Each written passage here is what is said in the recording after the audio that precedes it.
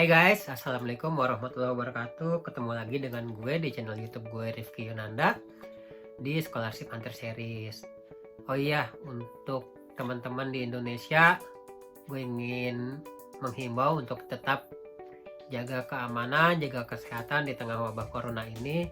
Dan juga ya bagi para pejuang tenaga medis yang lagi berjuang untuk menangani wabah corona ini, menangani para pasien yang positif, semoga teman-teman dilindungi oleh Allah Subhanahu wa Ta'ala, diberikan kesehatan, diberikan kekuatan, dan semoga amal kalian yang udah berdedikasi ninggalin keluarga berhari-hari, berminggu-minggu, itu jadi amal ibadah kalian ya. Dan semoga Allah lindungi teman-teman para tenaga medis, dan juga bagi para teman-teman yang sekarang lagi stay at home, tetap jaga kesehatan, makan makanan bergizi, dan ikutin saran pemerintah untuk stay di rumah untuk sementara, menunda kegiatan-kegiatan yang sifatnya keramaian ya. Mudah-mudahan gue doain sih ya, gue pengen banget Indonesia itu cepat pulih, nggak Indonesia aja, seluruh dunia. Dan semoga kita bisa nyambut bulan puasa ini seperti normal lagi, kita bisa sholat tarawih bareng, kita bisa ngumpul bareng lagi, kita bisa nikmatin bulan puasa tanpa wabah corona lagi. Oke, pokoknya semuanya stay safe, dan gue doain, dan juga dari teman-teman Indonesia di Jepang, kita berdoa semoga semua ini cepat berlalu.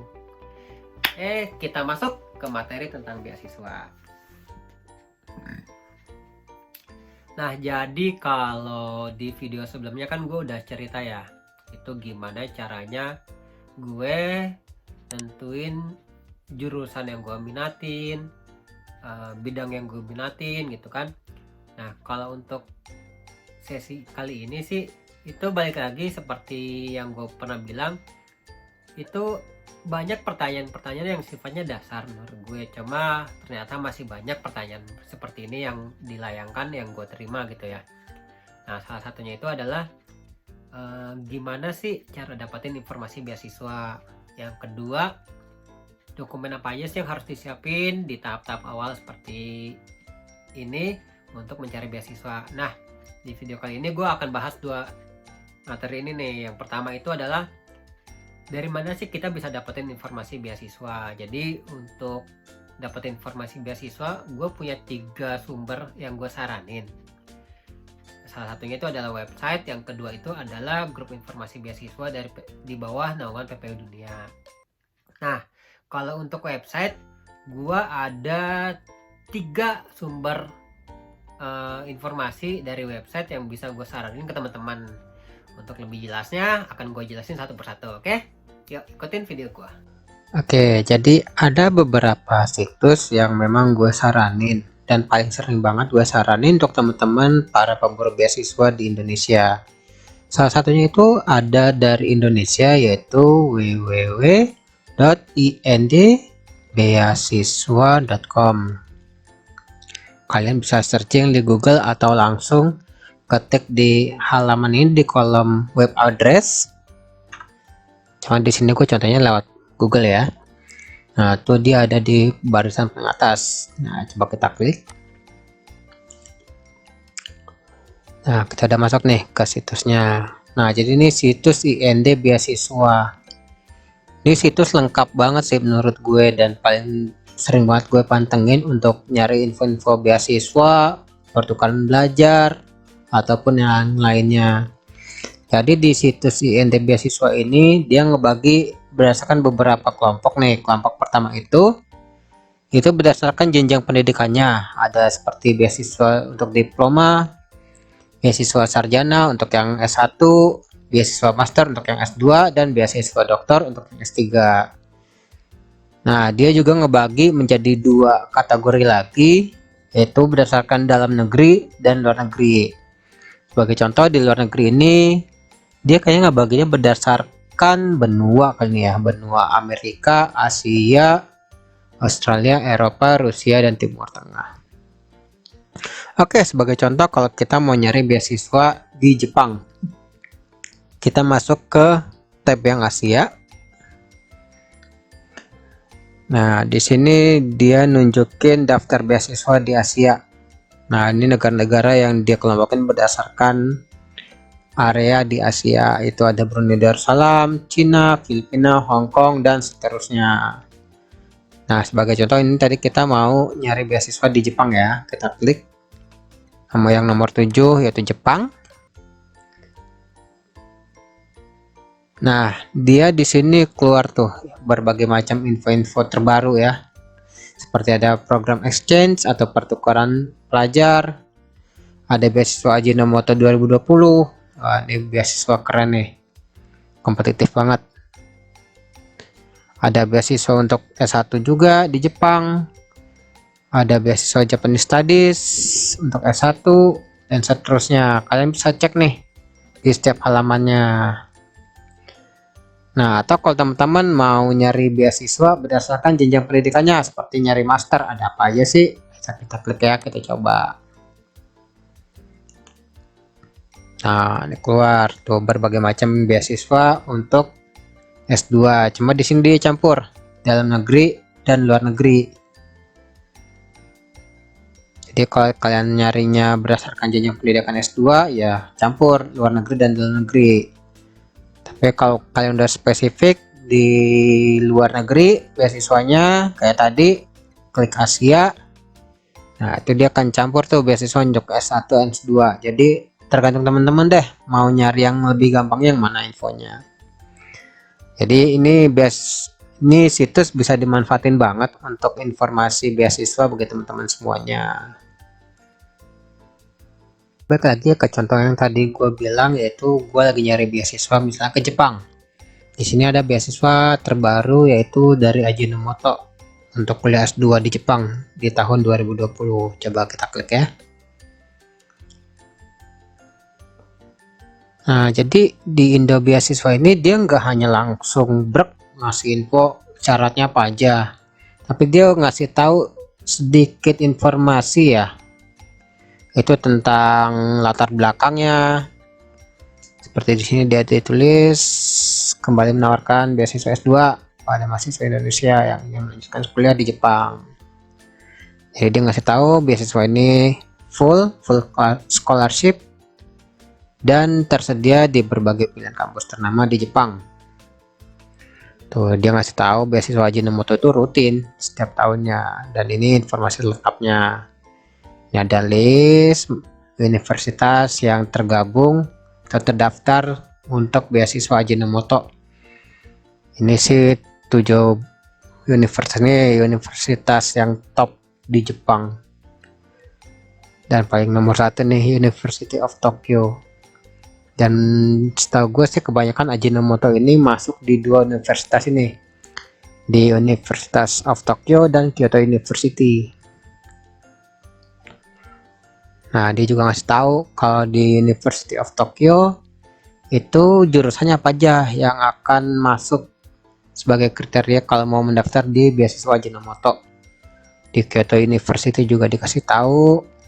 Jadi teman-teman, makanya sebelumnya gue saranin kan teman-teman tuh udah harus tahu gitu motivasinya mau belajar apa, di universitas mana, dan researchnya tentang apa. Itulah kenapa gue share yang beasiswa informasi gimana caranya menentukan motivasi teman-teman, karena itu penting banget supaya nanti kalau teman-teman udah punya list atau udah punya gambaran mau kemana, itu lebih mudah nyari beasiswanya. Nah, di sini dia juga ngasih tahu tunjangannya itu nilai 150.000 yen per bulan. 150.000 yen ini udah cukup banget untuk teman-teman tinggal di Jepang, untuk belajar di Jepang. Ada tanggungan penuh biaya perkuliahan dan tiket pesawat Indonesia Jepang. Kalau nggak salah nanti Jepang Indonesia juga ditanggung deh. Nah, ini bagian yang paling penting banget buat teman-teman pelajari dan pahami, yaitu persyaratannya. Nah, itulah kenapa gue tekenin jangan males baca. Karena kalau males baca nanti nggak dapat informasinya. Karena belum tentu informasi atau persyaratan tahun lalu itu sama dengan tahun ini gitu. Bisa jadi tahun ini lebih mudah, bisa jadi lebih banyak persyaratannya. Makanya harus dibaca baik-baik. terutama itu tenggat waktunya. Tenggat waktu yang biasanya dikasih tahu di paling bawah sih. Nih, berkas dokumen apa aja yang dibutuhkan, cara daftarnya. Kok ini dikirimkan berkasnya dalam hard copy sih, lu gua udah pernah nyoba. Nah, ini yang penting, batas waktu pendaftarannya sampai 13 Maret. Jadi sebelum 13 Maret 2020 teman-teman udah persiapin tuh, karena untuk persiapan dokumen itu kok nggak salah habis cepet-cepet sih, harus dipersiapkan jauh-jauh hari. Itu contohnya untuk yang situs www.indbeasiswa.com. Ini situs gua saranin banget sih. Well, kita lanjut ke situs informasi beasiswa selanjutnya yang gue saranin, yaitu ada di www.scholarsfordev.com. Oke, dia ada di saran paling atas di Google. Ini juga ada di list paling atas. Coba kita klik. Nah, kita udah landing di homepage-nya scholarsfordev.com. Coba kita scroll ke bawah. Nah, di sini kita bisa lihat informasi beasiswa terupdate di luar negeri. Yaitu ada di beberapa negara, seperti ada untuk di Netherlands, yaitu Erasmus University Holland Scholarship. Ada di UK, ada juga di Jepang, ada di New Zealand, dan seterusnya. Jadi di situs www.scholarsfordev.com ini dia lengkap ya. Kita bisa cari informasinya itu berdasarkan negaranya. Seperti untuk di UK, untuk di USA, kita klik, dia akan keluar.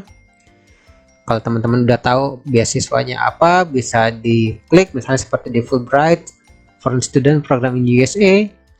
Atau kalau udah tahu universitasnya, bisa dicari juga nih. Misalnya seperti di American University Emerging Global Leaders Scholarship.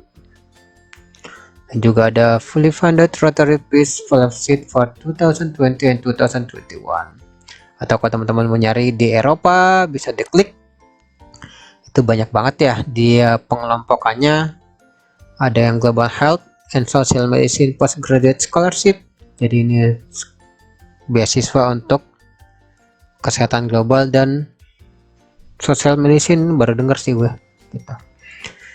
Atau kalau mau nyari tentang Erasmus University, ada juga. Jadi teman-teman tinggal buka aja website ini, lengkap banget buat teman-teman untuk nyari informasi beasiswa. Dia juga ngasih tentang tips-tips mengapply beasiswa dan lain-lainnya. Nah, itu saran gue untuk situs informasi beasiswa yang bisa teman-teman searching ya. Jadi tadi gue udah ngasih 2 sumber informasi, yaitu yang pertama www.indbeasiswa.com. Ini situs dari lokal Indonesia dan ini lengkap banget, semuanya dalam bahasa Indonesia. Jadi teman-teman gampang untuk pelajari syarat-syaratnya, dokumen-dokumennya. Yang kedua itu ada di www.scholarsfordev.com. Ini situs beasiswa yang gue nilai itu lebih lengkap lagi untuk beasiswa di luar negerinya, lebih dalam, lebih luas cakupannya, karena dia banyak banget cuy kalau lo buka dalamnya. Jadi kalau teman-teman masih bingung juga buka situs ini, gue udah nggak tahu lagi mau nyaranin situs mana yang mau dipakai gitu, karena 2 situs ini udah lengkap banget gitu. Kemudian bisa juga yang ketiga, yaitu kita buka website PPI negara yang dituju. Misalnya kalau teman-teman mau nyari beasiswa ke Jepang, kita bisa search. Kita buka Google dulu ya. Misalnya teman-teman mau ke Malaysia, kita buka aja PPI Malaysia. Oke, di sini ada situsnya PPI Malaysia, malaysia.ppi.id. Kita buka.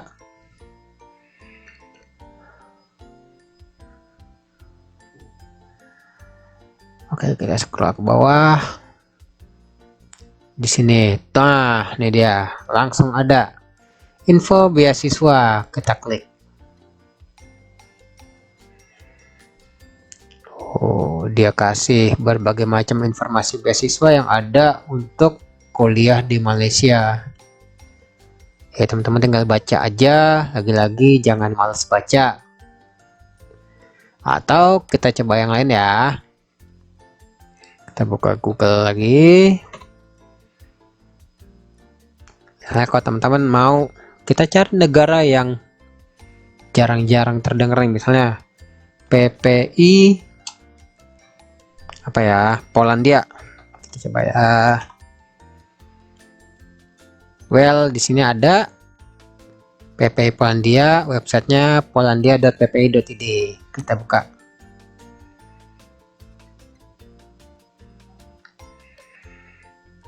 Di sini kita masuk ke panduan studi. Tuh ada lagi kan beasiswa update.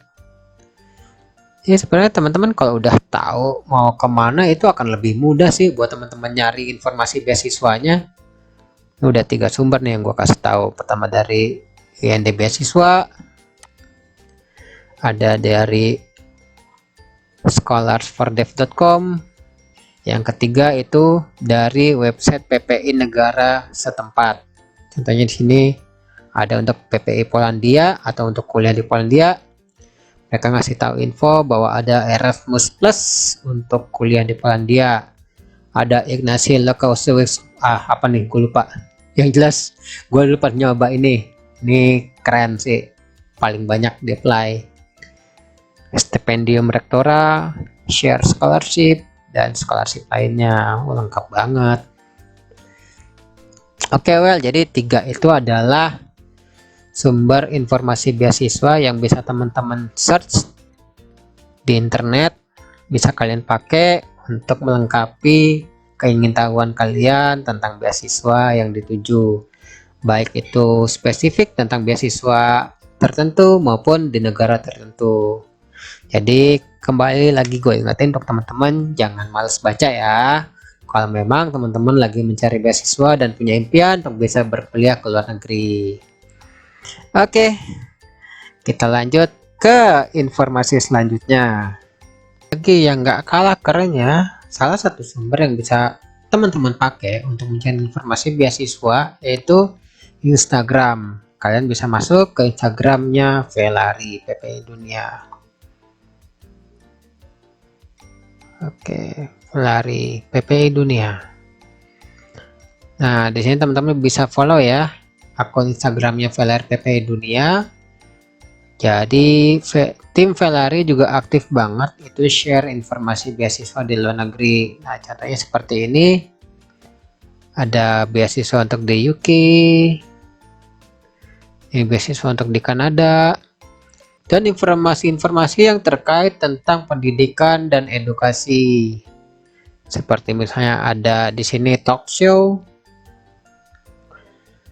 Ada juga program-program yang bisa membantu teman-teman untuk mendapatkan beasiswa seperti mentoring scholarship dan program-program lainnya yang sangat membantu teman-teman di Indonesia yang sedang berusaha untuk mencari beasiswa maupun daftar dan mendapatkan beasiswa.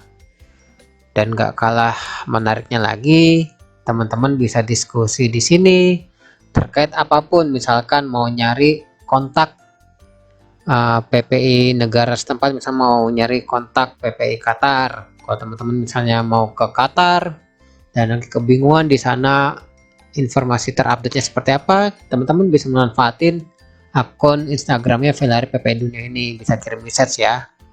Insya Allah nanti adminnya akan menjawab dan membantu teman-teman. Oke, itu sih beberapa situs dan media yang bisa teman-teman gunakan untuk mencari informasi beasiswa dan informasi terkait pendidikan di luar negeri maupun dalam negeri. Jadi silahkan teman-teman buka dan coba sesuaikan dengan kebutuhan teman-teman yang sedang mencari informasi beasiswa dan informasi lainnya terkait pendidikan. Oke, tadi itu udah ya tentang informasi bagaimana cara mendapatkan informasi beasiswa, sumber-sumbernya. Nah, yang selanjutnya Ya itu tadi kan pertama gue mau cerita tentang sumber informasi, yang kedua itu tentang dokumen ya yang bisa dipersiapin di jauh hari. Nah jadi sebenarnya kalau teman-teman mau daftar beasiswa itu ada beberapa dokumen yang bisa disiapin jauh hari nih, walaupun kita mau daftarnya itu tahun depan atau kapanpun itu bisa dipersiapkan. Di sini ada 3, bentar gue lihat dulu catatannya. Oke deh, kalau youtuber low budget pakai papan tulis kecil. Ya, jadi yang pertama dokumen yang bisa teman-teman siapin itu adalah paspor. Kenapa paspor ini disiapin jauh-jauh hari? Karena kan paspor ini umurnya 5 tahun ya masa berlakunya. Jadi gak ada salahnya sih kalau dipersiapin jauh-jauh hari gitu. Karena apa? Ketika teman-teman mau daftar beasiswa, pasti ditanya nanti nomor paspor teman-teman gitu. Jadi kalau udah punya nomor paspor, udah punya paspor jauh-jauh hari, ketika punya mood, walaupun mau daftar tahun depan, ternyata tahun ini mau daftar, udah bisa daftar karena udah punya paspor. Itu yang kedua yaitu terjemahan dokumen akademik. Nah, jadi dokumen akademik yang gue maksud di sini yaitu ijazah dan transkrip. Kalau teman-teman yang dari SMA itu bisa tanya ke sekolah gitu, bisa gak dibuatkan transkrip atau ijazah ya. Kalau SMA ya ijazah dalam bahasa Inggris. Kalau memang nggak bisa, itu teman-teman bisa bikin sendiri, terjemahin sendiri, nanti ditanda tangan atau dicap sekolah. Atau kalau memang udah lulus itu nanti bisa pakai penerjemah resmi, itu penerjemah tersumpah. Untuk kontaknya nanti bisa gua kasih ya. Kalau teman-teman yang S1 kalau masih kuliah bisa ditanyakan ke universitasnya, karena ada beberapa universitas yang memang ijazah dan transkripnya itu dalam bahasa Inggris. Ada juga yang bilingual, itu yang bahasa Indonesia dan bahasa Inggris, atau yang hanya bahasa Indonesia aja gitu. Dan kalau memang belum lulus dan kampusnya bisa bikin terjemahan, itu boleh. Biasanya sih agak lama ya, jadi makanya jauh-jauh hari coba ditanyain sih kalau memang masih kuliah saat ini gitu. Atau kalau memang udah lulus itu bisa pakai penerjemah tersumpah juga. Itu terakhir gue terjemahin dokumen akademik gue itu berapa ya, 50.000 per halaman ya, per halaman. Jadi rata-rata sih kalau gue tanya teman-teman yang daftar beasiswa, mereka bisa ngabisin sekitar 150.000 lah untuk dokumen akademik. Itu 2 dokumen, ijazah dan transkrip gitu. Nah yang ketiga ini surat rekomendasi.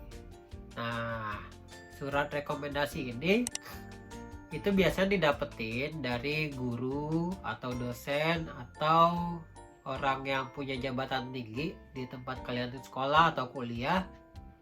Itu tipsnya dari gue, yang pertama carilah pemberi rekomendasi itu yang udah kenal teman-teman, yang udah kenal sama lu udah lama gitu. Kalau bisa lebih dari 2 tahun. Makanya biasanya sih kalau surat rekomendasi itu bisa dari dosen pembimbing atau dari dekan. Nah makanya dari jauh-jauh hari itu kalau bisa udah ngobrol sih sama dosen pembimbingnya atau sama dekannya, atau bahkan bisa dari rektor kalau perlu gitu kan. Itu sangat baik banget gitu. Nah baik lagi tadi tipsnya dari gue, yang pertama itu adalah kalau untuk surat rekomendasi, perekomendasinya itu udah kenal sama teman-teman udah lama. Supaya apa? Supaya dia bisa tahu karakter teman-teman dan bisa menceritakan tentang kondisi lo, keadaan lo, semangat lo untuk lanjut sekolah itu seperti apa. Karena biasa di surat rekomendasi itu akan dicantumkan bahwa beliau itu sudah mengenal lo berapa lama, misalnya udah mengenal 2 tahun, lo anaknya aktif, ikut organisasi apa aja, punya kemampuan apa gitu. Makanya jauh-jauh hari ngobrol sama dosennya, kenalan, jangan durhaka sama dosen ya. Habis itu kalau bisa, dan kalau memang ada dosennya itu punya hubungan atau relasi dengan tujuan universitas lo, atau dia punya pengalaman konferensi aktif di negara tertentu. Bahkan kalau memang lo punya dosen yang lulusan luar negeri dan lo tertarik di tempat dia dulu sekolah atau di lab dia tempat meneliti, itu bagus banget karena akan punya pengaruh yang besar surat rekomendasinya gitu. Nah, kalau untuk teman-teman yang udah kerja itu biasanya sih dari manajer ya, pengalaman gue manajer, atau dari direktur. Dulu gue pernah ya minta ke direktur ya, enggak ada ke manajer dulu gue deh gitu. Nah itu makanya diceritakan jauh-jauh hari gitu, supaya apa, supaya tahu. Biasa kalau manajer ini agak sensitif ya, wah ini anak mau kabur dari kerja nih, mau resign, biasanya ada yang begitu. Tapi ada juga yang mensupport. Makanya kalau bisa jauh-jauh hari supaya teman-teman bisa tahu, oh ini manajer gue bisa diminta surat rekomendasi, oh kalau nggak bisa cari orang lain secepatnya gitu. Nah gitu, untuk surat rekomendasi nanti bisa gue kasih tunjuk. Bagi yang mau gue kasih draftnya bisa komen di bawah, atau nanti bisa email ke gue, emailnya akan ada di deskripsi gitu. Nah itu sih untuk video kali ini gue mau ngejelasin 2 poin aja. Yang pertama sumber informasi beasiswa yang bisa teman-teman pakai untuk mencari informasi beasiswa. Yang kedua itu dokumen apa aja yang bisa dipersiapin jauh-jauh hari. Supaya apa? Supaya nanti nggak ribet lagi, karena untuk ngurus kayak terjemahan, ngurus paspor dan surat rekomendasi ini bukan suatu hal yang bisa selesai 1 hari gitu. Itu ada prosesnya, makanya disiapin jauh-jauh hari. Dan ini 3 dokumen ini dokumen paling dasar banget sih gitu. Kalau surat rekomendasi tadi bisa dibikin draftnya, 1 draft bisa dipakai untuk semua. Oh iya, untuk surat rekomendasi gue lupa, pengalaman gue rata-rata biasanya pemberi rekomendasi itu nggak punya waktu banyak untuk ngebuat draftnya. Kalau bisa lo siapin draftnya. Makanya tadi gue bilang kalau memang pengen draft tentang informasi tentang surat rekomendasi, yang bisa minta ke gue, nanti gue sharing gitu. Gue dengan senang hati men-sharing contoh surat rekomendasi yang pernah gue buat gitu. Oke, itu dulu dari gue. Terima kasih banyak bagi yang udah nonton. Kalau memang informasi yang gue share ini bermanfaat, bisa lah di subscribe, oke? Supaya gue nanti semakin semangat lagi untuk sharingnya. Oke, itu dulu dari gue. Terima kasih banyak.